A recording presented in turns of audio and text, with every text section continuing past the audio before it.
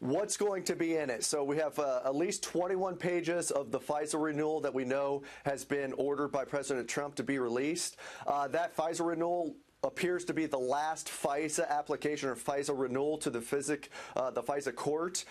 So in that will basically be all of the intelligence gleaned from the previous FISA duration, 45 to 90 days of electronic surveillance coverage of Carter Page, the subject of that FISA. And I don't think there will be a ton of derogatory information on Page in that because you have to remember this was the last renewal. After this, the government, DOJ, FBI, felt they did not have enough intelligence gleaning from that FISA application to continue another renewal.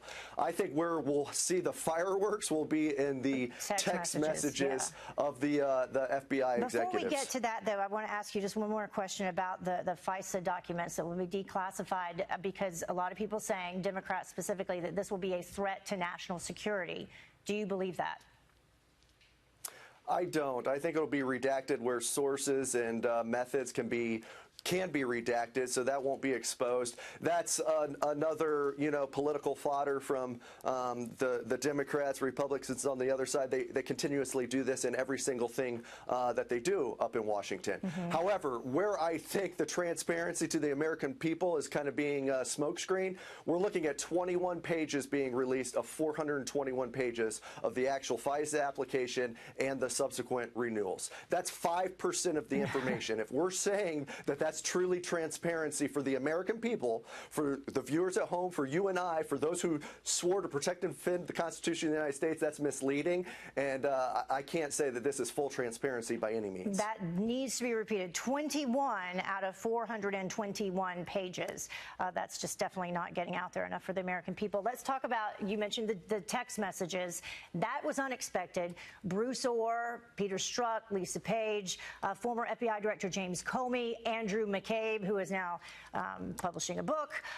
What do you expect to happen with the text messages? That's where I think there's going to be damning information on the leadership of the FBI.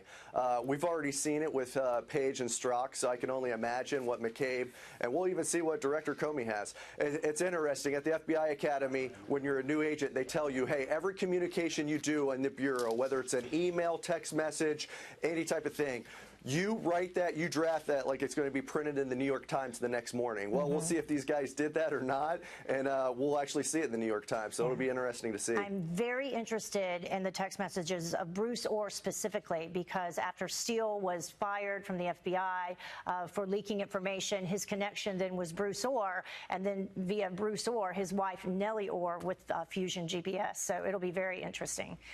Thank you so much, Chad. Appreciate